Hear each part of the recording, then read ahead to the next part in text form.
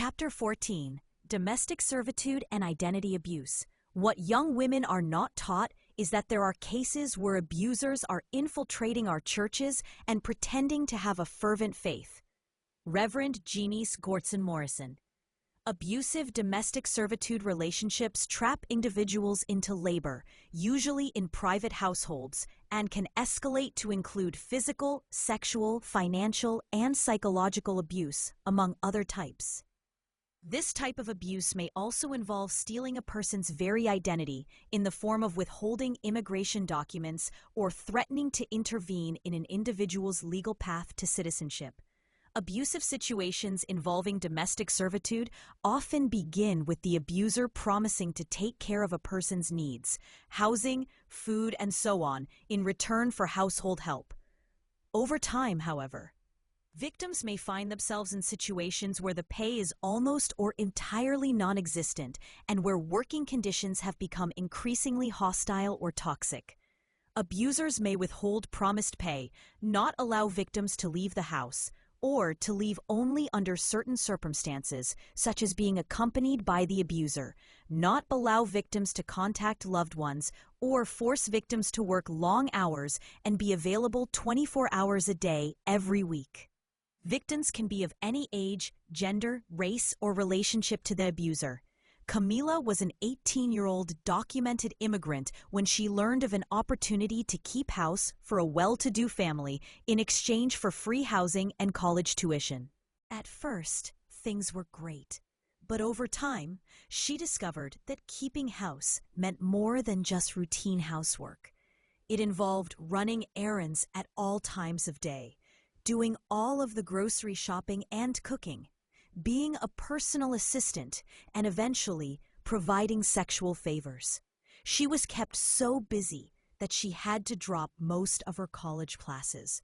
She received no privacy in the home, and her abuser kept her ID, including her immigration papers, under lock and key. Some of the most tragic cases of domestic servitude have occurred when abusers coerce immigrant parents into turning over their children for a small income, and often under threat to work for them.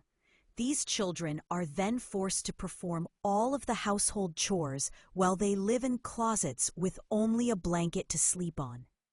Domestic servitude abuse can also occur in marriages where one person treats their spouse like a servant instead of a partner. Like in the example that follows. A week after Angie married, her husband told her that his business was failing and that he needed her to figure out how to fix it. He then began sitting at the computer playing video games for up to 16 hours a day, all while Angie worked to repair his business and cook and clean for him. He would throw his dirty clothes on the floor and demand that she pick them up. He never brought his dishes to the sink after eating. And, at one point, when he no longer wanted to bathe himself, he demanded that Angie reach into the shower and scrub him. He even told her that the reason he'd married her wasn't for love, but to have someone take care of him and all of his needs. This was not a partnership.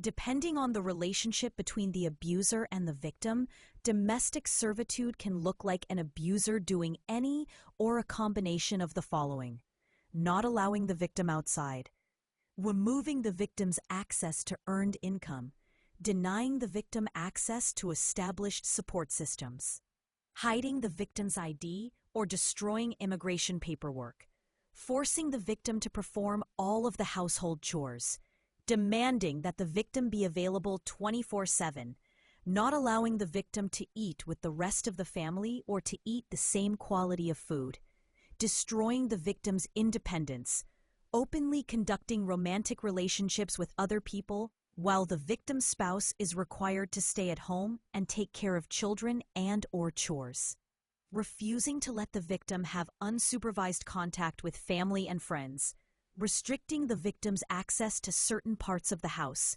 conditioning the victim, usually through fear tactics, not to contact or talk with authorities who could help them, denying the victim medical help, providing only a very small living space, such as a closet, forcing the victim to sleep on the floor or in an area that lacks any privacy, destroying property and possessions, especially those associated with identity, personality, or that have sentimental value.